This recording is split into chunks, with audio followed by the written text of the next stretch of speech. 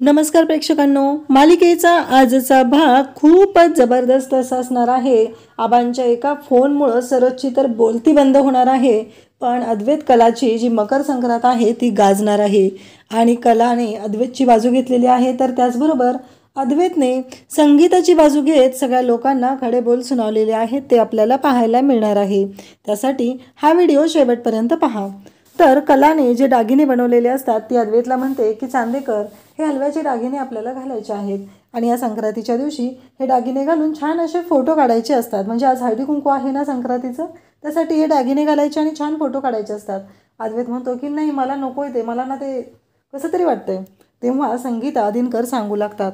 तेव्हा लगेचच सरोज तिथं बोलत असते की नाही, एकदा नाही म्हटलंय ना त्याने, नाही, कोणीही त्याला फोर्स करायचा नाही की हे सगळं तू केलं पाहिजेस म्हणून. जर त्याचीच इच्छा नाही आहे तर तुम्ही त्याला जबरदस्ती करू शकत नाही, या भाषेमध्ये सगळेजण बोलत असतात. तेव्हा मात्र अद्वैत म्हणत असतो की खरे प्लीज नको ना. तेव्हा कला त्याला बोलायला लागते, कला त्याला म्हणू लागते की अरे चांदेकर, तुझ्या लक्षात येते का, जर हे आबांना कळलं तर, आणि आबांनी घरी गेल्यानंतर तुला विचारलं की फोटो आहेत का काढलेले, फोटो दाखव, मग काय दाखवायचं आबांना, सांग बरं, असं कला त्याला म्हणू लागते. आणि त्याचवेळी कलाचं हे बोलणं जे असतं ते ऐकून अद्वैत मात्र शांतच होतो. आणि सरोज म्हणत असते, एकदा त्याने नाही म्हणून सांगितलंय ना, मग पुन्हा तुम्ही त्याला जबरदस्ती नका करू, असं सरोजचं म्हणणं असतं. सरोज त्यांना सांगत असते की तुम्ही त्याच्यावरती जबरदस्ती नका करू, त्याने नाही म्हणून सांगितलेलं आहे, पुन्हा पुन्हा त्याला विचारू नका. तेव्हा कला शांतच राहते. पण कलाने एक गोष्ट मात्र मान्य केलेली असते की चांदेकर जर आबांनी काय बोलले तर आबांना काय उत्तर देणार आहे, हे मात्र कलाने सांगितलेलं असतं. संगीता दिनकर सांगत असतात की अहो असे दागिने घालायचे असतात, आमच्या मकर संक्रांतीलाही आम्ही घातले होते, सगळ्यांनी घातलेले असतात, छान फोटो काढायचे असतात, हे सगळं सांगितलेलं असतं. परंतु सरोज मात्र जेव्हा बोलते तेव्हा सगळेजण शांत होतात. आता त्यांना कोणताच ऑप्शन राहत नाही, कारण सरोजचा शब्द म्हणजे हा शेवटचा शब्द असतो, प्रमाण शब्द असतो, आणि सरोज मात्र कुणालाच त्यानंतर बोलू देत नसते, हे सगळ्यांनाच माहिती असतं. त्यामुळं सगळेजण सरोजचं ऐकून घेत असतात. आणि इकडे रोहिणीला मात्र मजा येत असते, रोहिणीला छान वाटत असतं. रोहिणीला असं वाटत असतं की बघितलं ना कसं चाललेलं आहे हे सगळं. दिनकर बोलायचा प्रयत्न करत असतो, पण सरोज तिच्या निर्णयावर ठाम असते. काही झालं तरी सरोजने ठरवलेलं असतं की यांना कोणालाही आपण बोलूच द्यायचं नाही, यांचं ऐकून घ्यायचं नाही, हे सरोजने ठरवलेलं असतं. आणि त्याचसोबत कला मात्र शांतच राहते. तेवढ्यातच अद्वैत पाहत असतो. अद्वैतला कळत नसतं की आता कोणाची बाजू घेऊ, कारण खरेची बाजू घेऊ का आईची बाजू घेऊ, कारण आईची बाजू नाही घेतली तर आईला राग येणार आहे. आणि मग अद्वैत शांतच राहतो. त्याच्यापुढे ऑप्शनच नसतो शांत राहण्याशिवाय, कारण त्याने जर शांत नाही राहिला तर त्याला सरोज पुन्हा ऐकवणार असते, या गोष्टी घडणार असतात. त्यानंतर आपल्याला पाहायला मिळतं की कलाने आबांचं नाव घेतलेलं असतं, म्हणून सरोज पुन्हा बोलायला सुरुवात करते. तू आबांचं नाव घेऊन अद्वैतला ब्लॅकमेल करू नकोस हे मुली, असं ती बोलत असते, कारण तिच्या तोंडून कलाचं नावही तिला घ्यायचं नसतं, म्हणून तिचं प्रत्येक वेळचं बोलणं अशा पद्धतीनं असतं. आणि त्याचबरोबर कला मात्र म्हणत असते, पण सरोज मॅडम, आबांना काय वाटेल सांगा बरं, आज आपण तिळवण केलेलं आहे आणि चांदेकरने दागिने नाहीत घातलेले, हे कसं दिसतं, असं कला बोलत असते. परंतु इकडे मात्र ऐकायलाच तयार नसते ती म्हणजे सरोज. सरोज एकाच गोष्टीवर ठाम असते की काही झालं तरीही जे काय घडत आहे ते मला माहिती आहे, माझ्या मुलाला हे नको असेल तर मी ऐकून घेणार नाही, एवढंच सरोजचं चाललेलं असतं. तेवढ्यातच आबांचा फोन येतो आणि आबा म्हणू लागतात की अरे तुमचा कोणाचाच फोन आला नाही पोचल्यानंतर, म्हणून मी फोन केला आहे. तेव्हा अद्वैत म्हणतो, हां आबा बोला. आणि आबांचा फोन आलेला आहे आणि तेच या सर्व गोष्टी समोर येऊ लागलेल्या असतात. आबा बोलत असतात. आबा अद्वैतला म्हणत असतात की अरे काय झाले नक्की, मला कळना गेलं ना, कारण एकतर आपल्या दोन्ही कुटुंबामध्ये जी काही रेष आलेली आहे ती खूपच भयानक अशी आहे. त्यामुळं म्हणलं की आपण स्वतः फोन करूया आणि विचारून घेऊया की काय प्रॉब्लेम तर नाही आहे ना, म्हणून मी फोन केलेला आहे, असं आबा अद्वैतला सांगत असतात. आबांचं म्हणणं असतं की काही झालं तरी तिथं काही प्रॉब्लेम नाही आहे ना. तेव्हा अद्वैत म्हणतो की नाही आबा, सगळं ओके आहे, काहीच प्रॉब्लेम नाही, असं आबांना तो सांगत असतो. आणि त्याचबरोबर आबाही अद्वैतचं ऐकून घेत असतात. आबांचं असं म्हणणं असतं, काहीही झालं तरीही इकडे आबा म्हणतात की अरे चांदेकर म्हणजे अद्वैत, ते हलव्याचे दागिने वगैरे घालून दोघांचेही फोटो काढा आणि आल्यानंतर मला पण दाखव आणि ग्रुपला पण पाठव, हे सगळं चालू असतं.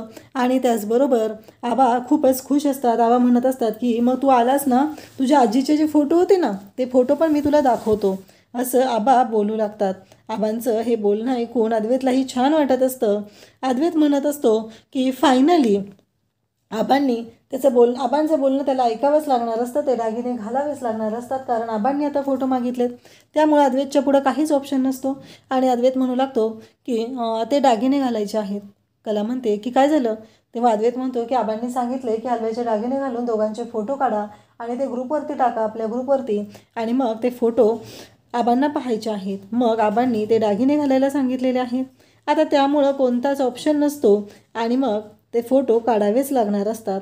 आणि त्याचबरोबर इकडे आबा पण खुश झालेले असतात, कारण आबांना कळत असतं की अद्वैत आणि कलाचा संसार खुलू लागलेला आहे. त्यांच्या दोघांचं एकमेकांवरती आता एकमेकांशिवाय त्यांना करमत नाही आहे, या गोष्टीही लक्षात आलेल्या असतात. आणि त्याचबरोबर इकडे आबांनाही छान वाटत असतं. फायनली कला आणि अद्वैत दोघं एकत्र येत आहेत. दोघांच्या प्रेमाची सुरुवात होत आहे, ही गोष्ट आबांनाही आवडलेली असते. म्हणून तर आबा त्यांना दोघांना एकत्र आणण्यासाठी जेवढे प्रयत्न करता येतील तेवढे प्रयत्न आबांचेही चालू असतात. त्यानंतर आपल्याला पाहायला मिळतं की आता संगीता आणि दिनकर कला आणि अद्वैतला दोघांना तिथे खुर्चीवरती बसवतात आणि त्या दोघांना ते हलव्याचे दागिने घालू लागतात. तेव्हा रोहिणी त्याचबरोबर रोहिणीचं मात्र एकच असतं, फक्त सरोजच्या कानात भून भून करत राहायचं, तिला काही सुधरूच द्यायचं नाही.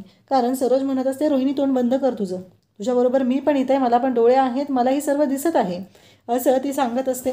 तेव्हा रोहिणी म्हणत असते, बघितलं ना, आता आबांच्या नावाखाली ही मुलगी तिला जे काय करायचं आहे ते करून घेणार आणि आपण फक्त बघत राहायचं. नैनाला पण राग आलेला असतो. नैनालाही पटत नसतं की हे सगळे एकत्र येत आहे, त्यांच्या सगळ्यांचं छान चाललेलं आहे, अद्वैत आणि कला दोघं एकत्र येत आहेत आणि आपण काय करायचं, तर आपण फक्त बघत राहायचं, कारण चूक माझ्या एकटीची नव्हती तरीही मलाच त्रास सहन करायला लागत आहे, असं नैनाचं म्हणणं आहे.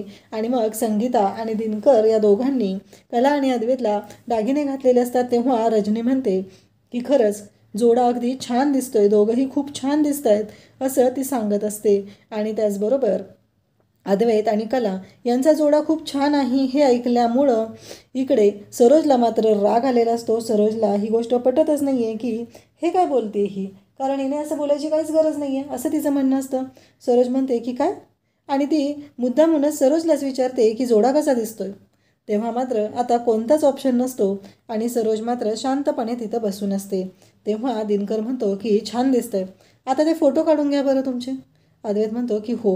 आता यांचे फोटो काढण्यासाठी तिथं सज्ज असते ती म्हणजे काजू, आणि काजू ते फोटो काढायला तिथं आलेली असते. काजू फोटो काढणार असते आणि त्याचबरोबर काजू ते फोटो काढायला घेते आणि त्याच वेळी पाहायला मिळतं की संगीता, दिनकर सर्वजण तिथं असतात आणि ते पाहत असतात. त्याचबरोबर सरोजला मात्र या सर्व गोष्टींचा खूप राग येत असतो.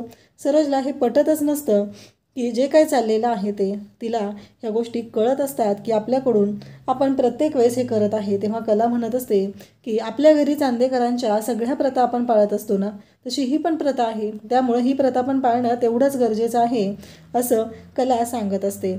आणि त्याचबरोबर कला आणि अद्वैत यांनी छान असे दागिने घातलेले आहेत, दोघंही खूप छान दिसत आहेत.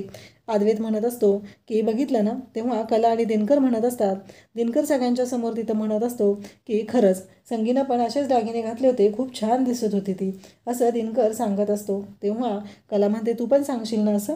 तेव्हा अद्वैत म्हणतो, हो ना, मी सांगणार, अगदी म्हैस दिसत होती म्हणून, असं अद्वैत बोलत असतो.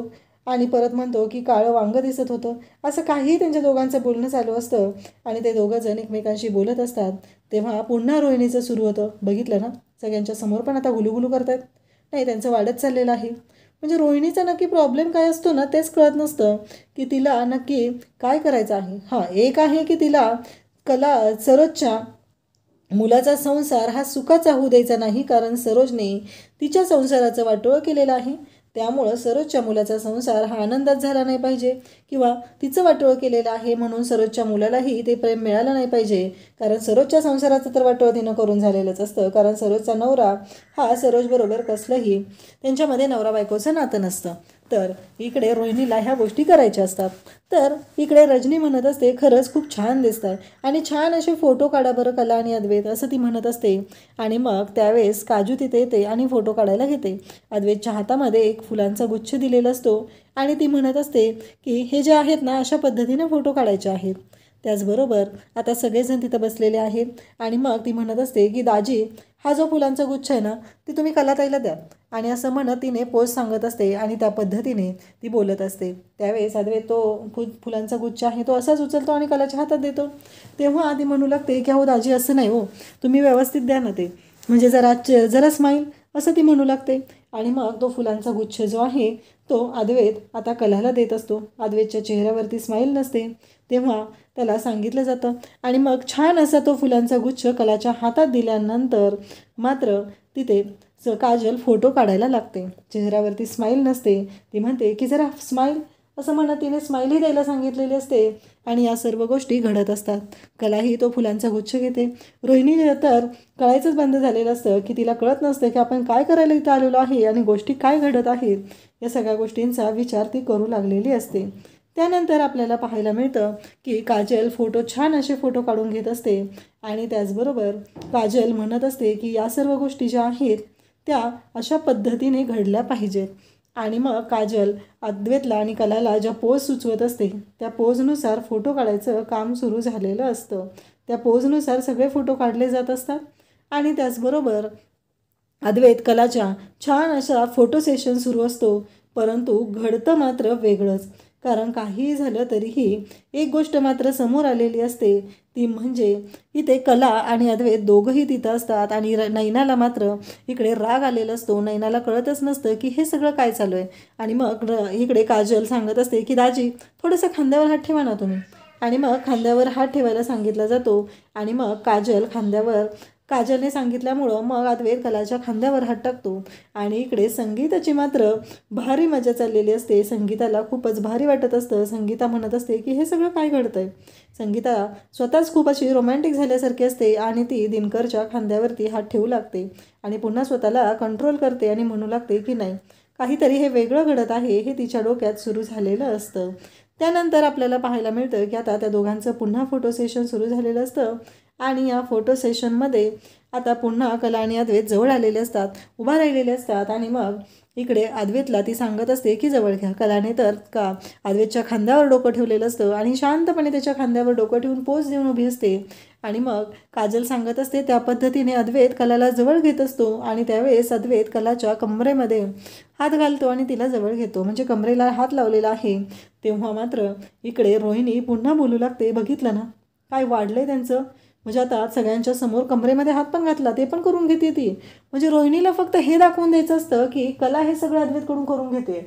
अद्वैत स्वतः काही करत नाही, अद्वैत शांत आहे, पण कला जबरदस्ती हे सगळं करायला लावते, असं रोहिणी तिला सांगत असते. तेव्हा सरोज म्हणत असते, भास्कर मलाही दिसतंय सगळं, पण आबांसाठी मी गप्प राहिलेली आहे, आबांमुळे मी गप्प राहिलेली आहे. आता भास्कर रोहिणी मला सर्व गोष्टी ऐकायला येत आहेत, कारण इथून पुढे तू माझ्या कानामध्ये भुनभुन करू नकोस, असं ती बोलत असते. तेव्हा मात्र अद्वैत आणि कला ह्या दोघांचं फोटो सेशन सुरूच असतं. अद्वैतला काही फरक पडत नसतो. समोर सरोज आहे, सरोजला राग येणार आहे, कुठल्याही गोष्टीशी देणं घेणं नसतं. अद्वैतने आता कलाच्या खांद्यावरती हात ठेवलेले असतात. कला समोर बघत असते, अद्वैत तिच्याकडे पाहत असतो. आणि दोघांनीही खूप छान अशी गोड अशी स्माईल दिलेली असते आणि दोघंही एकमेकांकडे पाहत असतात. त्याचवेळी आपल्याला पाहायला मिळतं की सरोज आणि रोहिणी दोघीही पाहत असतात. त्यानंतर इकडे संगीता पुन्हा आणखी काही पोज आहेत का, नवीन पोज असतील तर त्यांना सांगत असते, त्यांच्याशी बोलत असते. सगळ्यांना खूप छान वाटत असतं. फायनली कला आणि अद्वैत यांचं हे फोटो सेशन सुरू झालेलं असतं. आणि यामध्ये सगळ्यात भारी गोष्ट आहे ती म्हणजे कला मात्र खुश असते. कला आता प्रेमात पडलेली असते, अद्वैतच्या प्रेमात पडलेली असते. आणि अद्वैतच्या प्रेमात पडलेली जी कला आहे ती पाहतच राहते. त्यानंतर आपल्याला पाहायला मिळतं की फोटो सेशन झालेलं असतं. आणि मग अद्वैत विचारतो की आता हे दागिने किती वेळ घालायचे आहेत, हे अद्वैतचं म्हणणं असतं. तेव्हा मात्र इकडे कला म्हणते की हो, पूर्ण हळदी कुंकू होईपर्यंत काढायचे नाही आहेत ते अजिबात. तेव्हा अद्वैत म्हणतो काय, कला म्हणते हो, रात्रभर घालायचे ते दागिने, मी सांगितलं ना तुला, रात्र होईपर्यंत घालायचे. अद्वैत म्हणतो काय आहे हे, मला नाही कळत आहे हे असं काय करायचं आहे. तेव्हा कला म्हणते की अरे चांदेकर, मी खरं तेच सांगत आहे ना, मी खरंच सांगते तुला, त्या पद्धतीनंच करायचं आहे हे काम, असं कलाने सांगितल्यानंतर मात्र अद्वैत पाहतच राहतो. तेव्हा दिनकर आणि संगीता म्हणतात की अगं कले, काय बोलतेस तू, हे जावे बापू तुम्ही काढा ते, आणि कले तुझ्या अंगावर राहू दे हळदी कुंकू होईपर्यंत, त्यांनी काही घालायची गरज नाही, असं म्हणत संगीताने अद्वैतची बाजू घेतलेली असते. आणि ते दागिने अद्वैतला काढायला सांगितलेले असतात. कला म्हणत असते, आई काय गं हे, म्हणजे त्याने काढले तर चालतात आणि मी काढले तर नाही चालत. नाही, मी पण काढणार आहे. तेव्हा संगीता म्हणते, गप्प बस ग खाली जरा, असं म्हणत तिचं चाललेलं असतं. आणि इकडे रोहिणीची मात्र भुणभुण ऐकून सरोजला राग आलेला असतो. सरोजला ती गोष्ट अजिबात पटत नसते. सरोजची चिडचिड होत असते आणि ती रोहिणीला म्हणत असते, बंद कर जरा तुझी नाटकं, खूप झाले आता. हे सगळं चालू असतं. आणि तेव्हा मात्र इकडे ती रोहिणीला शांत करत असते आणि रोहिणी ऐकत नाही हे कळल्यामुळं आता ती उठून बाजूला गेलेली असते. आणि त्याचबरोबर तिला रागही आलेला असतो, कारण ह्या रोहिणीच्या वागण्यामुळं तिला वैताग आलेला असतो. कारण रोहिणी फक्त कानापाशी एकच चालू असतं, भुणभुण करत राहते. आणि या सगळ्याचा परिणाम जो असतो तो होत असतो तो म्हणजे इकडे सरोजवरती. एकतर सरोजला राग आलेला आहे आणि तिला तो राग काढता येत नाही. या गोष्टीमुळे ती चिडलेली असते. आणि आता रोहिणी शांत बसलेली असते. आता गल्लीतल्या ज्या बायका आहेत त्यांनाही बोलवलेलं असतं या हळदी कुंकाच्या कार्यक्रमासाठी आणि त्या बायकाही आलेल्या असतात. मग कला सगळ्यांना हळदी कुंकू देत असते. मग सोन्याची आई पण तिथं आलेली असते. सगळ्या बायका तिथं असतात. मग संगीता सांगत असते की ह्या फॉरेनला असतात, ह्या आत्ता इथं आलेल्या आहेत असं म्हणत संगीता त्यांची ओळख करून देत असते. आणि मग त्या म्हणत असतात की अगं नाही ना, तुझा नवरा नाही का आलेला, तुझं पण लग्नानंतरचं पहिली संक्रांत आहे ना, मग कलाचं एकटीचंच हळदी कुंकू होतं आहे, तुझं नाही आहे का होत, हे सगळं बोलणं सुरू असतं. तेव्हा नैना म्हणत असते की झालं आता हे सगळं माझ्यावरच येऊन टेकतंय की काय, अशी भीती आता नैनाला वाटू लागलेली असते. आणि नैना म्हणत असते की आता काय करू, कारण हे सगळं जर माझ्या अंगलट आलं तर खूपच अवघड होणार आहे. हे सगळं चालू असतं. आणि त्यावेळेस ती शांतच राहते. ती म्हणते आता माझ्याकडे शांत राहण्याशिवाय काहीच पर्याय नाही आहे, कारण जर मी काय बोलले तर सगळ्या गोष्टी माझ्या अंगलट येणार आहेत. त्यामुळं ती म्हणते की आता मी शांतच राहते. म्हणून नैना मात्र शांत राहते आणि नैना पुन्हा बोलू लागते. तर इकडे आता सोन्याची आई आलेली असते. तिची नाटकं मात्र सुरूच झालेली असतात. तिने मात्र सगळी वाट लावायची ठरवलेली असते आणि ती म्हणत असते की काय झालं, म्हणजे मला कळतच नाही आहे की नक्की काय प्रॉब्लेम आहे. आणि त्याचबरोबर मला एक कळलेलं होतं ते खरं आहे का, म्हणजे नैना तर प्रेग्नंट होती ना, आणि तिच्या डोहाळजेवण पण केलं तुम्ही मागच्या 15 दिवसामध्ये, आणि मग काय झालं, तिच्या डोहाळजेवणाच्या दिवशी काही प्रॉब्लेम झालेला होता का, म्हणजे मला कळतच नाही आहे की नक्की काय झालेलं आहे. नाही, मग शेजारच्या दुसऱ्या बाकीच्या बायका असतात, हां मला पण ऐकायचं आहे, काय होती हो बातमी ती, असं म्हणत त्यांचं बोलणं सुरू असतं. आणि आता हळदी कुंकाला आलेल्या बायकांचं गॉसिपिंग सुरू होतं. आणि ते गॉसिपिंग इतकं असतं की नैनाची तर वाटच लागलेली असते. नैनाच्या डोळा जेवणाचा आणि खोट्या प्रेग्नन्सीचा अगदी बाजार मांडलेला असतो तिथं. आणि त्याचबरोबर हे सर्व जेव्हा चालू असतं तेव्हा मात्र हे सगळेजण पाहत असतात. आणि आता संगीताला पण त्या बोलायला सुरुवात करतात. सोन्याची आई तर इतकी बोलत असते, ती म्हणत असते कसं आहे ह्या संगीला ना माहिती आहे, ती नैना ना आधीपासून तशीच होती, आणि ही आहे ना ती बॉबकट आली बघ, तिनेच तिचं पोट बाजूला काढलं होतं आणि तिनेच दाखवून दिलेलं होतं की काय होतं ते. आणि नैनाला मात्र खूप राग आलेला असतो. नैना मात्र भयानक चिडलेली असते आणि नैना म्हणते, दामले काकू बाद झालं, आत्तापर्यंत तुमचं खूप ऐकून घेतलेलं आहे, तुम्हाला मला बोलण्याचा काही अधिकार नाही, माझ्या पर्सनल गोष्टी चव्हाट्यावर आणायची काही गरज नाही, असं नैना स्पष्टपणे बोलून जाते. आणि नैना म्हणत असते की तुम्ही शांत राहा, तुम्ही मला काही बोलू नका, तुमचा काही संबंध नाही आहे. तेव्हा पुन्हा त्या बायका बोलायला सुरुवात करतात, बघितलं ना, संगीताने खूप लाड केले होते म्हणूनच हे झालेलं आहे, आईने चांगले संस्कार केलेले नाहीत, मुलीला आवर घातलेला नाही, म्हणून आज ही मुलगी तोंड वर करून बोलत आहे सगळ्यांशी, असं त्या बोलत असतात. आणि संगीलाच आणखी शिव्या घालू लागतात. संगीच्या संस्कारांवरती बोट ठेवलं जातं. जेव्हा या पोरींची चांदेकरांच्या घरी लग्न होत होती तेव्हा मी तिला म्हणलं, अगं पोरीच्या अंगावर दागिना वगैरे घालते की नाही, तेव्हा ती म्हणाली काय, आमचा संस्कार हाच दागिना आहे. आणि त्यामुळं तिनं मला सांगितलं की आम्ही संस्कारच एवढे चांगले केलेले आहेत की दागिना घालायची गरजच नाही, आम्ही गरीब माणसं. आणि बघितलं ना, हा संस्कार कसला संस्कार आहे तिचा ते, आणि लक्षात आलंच असेल चांदेकरांच्या पण. तर हे सगळं चालू असतं तेव्हा मात्र सगळ्या बायका पाहत असतात. आणि त्याचबरोबर हे सगळं जेव्हा घडत आहे, कला आणि काजू तिथं आलेले आहेत आणि त्या काकू एवढ्या बोलत असतात की आता कलाला पण खरं तर टेन्शन आलेलं असतं, पण परिस्थिती हँडल करणं गरजेचं असतं. म्हणून कला शांत राहते आणि कला म्हणत असते की अहो असं नका बोलू तुम्ही, जे झाले ते झाले, एक तर आईची तब्येत ठीक नाही आहे, असं म्हणत कला शांतपणे सगळ्यांशी बोलत असते. पण सगळ्या बायकांना खूपच आता जेव आलेला असतो, कारण कसं आहे माहिती आहे का, एखाद्याच्या घरची लखतर तोडायला मिळत असतील तर सगळे सज्ज झालेले असतात, तशाप्रमाणे या बायकाही सज्ज झालेल्या असतात. आणि त्या वाटेल ते बोलत संगीतावरती आरोप करत असतात, म्हणत असतात की संगे तुझे संस्कार कमी पडलेले आहेत म्हणून आज ही वेळ आलेली आहे, तुला आम्ही सांगत होतो एवढ्या मोठ्या घरात पोरींची लग्न लावून देतेस, पण विचार कर जरा, पण तू ऐकलं नाहीस. आणि तुझी मुलगी काय आहे, तिनं आधी काय गुण उधळलेले आहेत हे आम्हाला सगळ्यांना माहितीच आहे, त्यामुळं तू जरा शांतच राहत जा, कारण तू काय बोलतीस आणि काय करतीस हे तुलाही चांगलंच माहिती आहे. कारण तुझ्या या वागण्यामुळं, तुझ्या ह्या पोरींचं लाड करण्यामुळं तर ह्या पोरी डोक्यावर बसलेल्या आहेत. या भाषेमध्ये आता सगळेजण बोलत असतात. इकडे संगीताच्या डोळ्यातून पाण्याच्या धारा वाहत असतात. तिला खूप वाईट वाटत असतं, कारण काही आपली चूक नसताना आपल्याला एवढं बोललं जाते आणि हे फक्त आणि फक्त या नैनीमुळं घडत आहे. नैना मात्र तोंडाला कुलूप लावून बसलेली असते. आता कशाला तोंड उघडेल, कारण तिच्या प्रेग्नन्सीची गोष्ट निघालेली असते आणि इकडे संगीताला सगळे बोलणे खावे लागत असतात.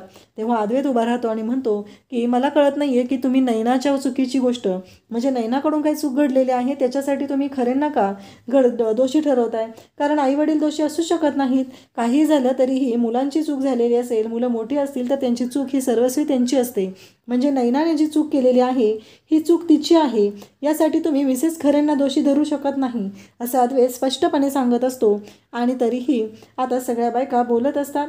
तेव्हा मात्र अद्वैतने सांगितलेलं असतं की काही झालं तरीही मिसेस खरेंचा याच्यामध्ये काहीही दोष नाही, तुम्ही त्यांना काहीही बोलू शकत नाही. आणि तेव्हा तिथं आजी ज्या असतात त्या म्हणतात की खरंच अस्सल हिरा आहे आणि हे अस्सल अगदी 100 नंबरी सोनं आहे. त्यामुळं हा जो हिरा आहे तो जपून ठेव आणि कला असा नवरा मिळायला नशीब लागतं. आणि संगे तुला जो आवई आहे ना, लाखात एक मिळालेला आहे. अशीच तुमची जोडी आयुष्यभर राहो असा त्या आजींनी आशीर्वाद दिलेला असतो. अद्वैत कलाचा हात एकमेकांच्या हातात दिलेला असतो आणि त्यांना शुभेच्छा दिलेल्या असतात. अशाच अपडेटसाठी चॅनलला सबस्क्राईब करा. थँक्यू.